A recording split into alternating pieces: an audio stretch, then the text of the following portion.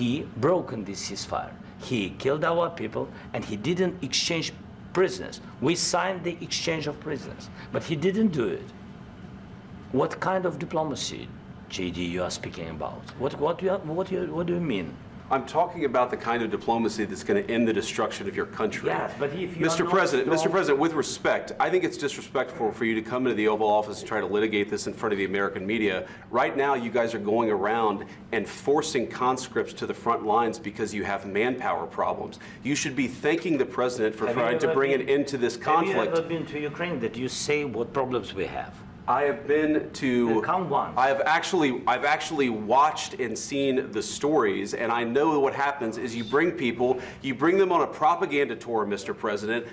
Do you disagree that you've had problems bringing people into your military? And do you think that it's respectful to come to the Oval Office of the United States of America and attack the administration that is trying to prevent the destruction of your country?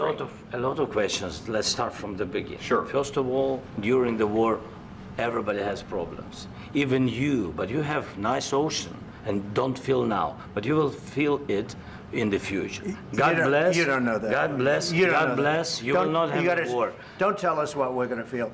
We're trying to solve a problem. Don't tell us what we're going to feel. I'm not telling you. Because you're in no position to dictate that. That's Remember exactly this. You're in no position to dictate what we're going to feel. We're going to feel very good. You will feel influence. We're going to feel very good and very strong. You will feel influence. You're right now not in a very good position. You've allowed yourself to be in a very bad position, and he happens to be right about it. From the very beginning of the war. You're not in a good position. You don't have the cards right now. With us, you start having cards. But right now, you don't. You're playing cards. You're playing cards. You're gambling with the lives of millions of people. You're gambling with World War III. You're gambling with World War III. And what you're doing is very disrespectful to the country, this country, that's backed you far more than a lot of people said they should have. Have you said thank you once? This entire meeting? No, in this entire meeting, have you said thank you? You went to Pennsylvania and campaigned for the opposition in October. Offer some words of appreciation for the United States of America and the president who's trying to save your country.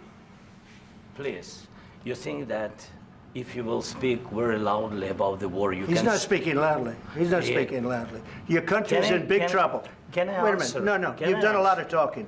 Your country is in big trouble. I know. You're not winning. You're not winning this.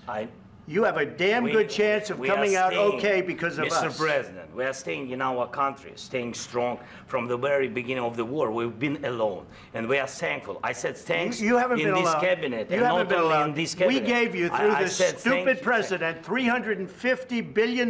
You voted we gave for you your military equipment, and your men are brave, but they had to use our military. Yes. What about if you didn't have our military equipment, if you didn't have our military equipment, this war would have been over in 2 weeks. In 3 days. I heard it from Putin. In 3 days. This is something maybe new. Less. In 2 weeks. Of course, yes. It's going to be a very hard thing to do business like this. I tell you. Just say thank you. I said a lot of times accept that there are disagreements, and let's go litigate those disagreements rather than trying to fight it out in the American media when you're wrong. We know that you're wrong. But you see, I think it's good for the American people to see what's going on. I understand, sir. I think it's very important. That's why I kept this going so long. You have to be thankful. You don't have the cards. Thankful. You're buried there. Your people are dying. I can tell you You're again, running low on soldiers. Listen, please, you're running Mr. low President. on soldiers.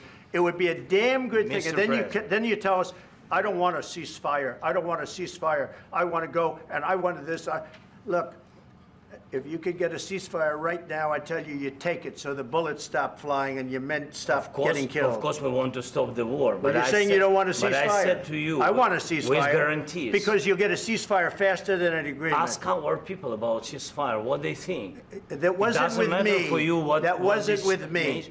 That was with a guy named Biden, who was not a smart person. That was with Obama. It was your president. Excuse me. That was with Obama, who gave you sheets, and I gave you javelins. Yes. I gave you the javelins to take out all those tanks. Obama gave you sheets.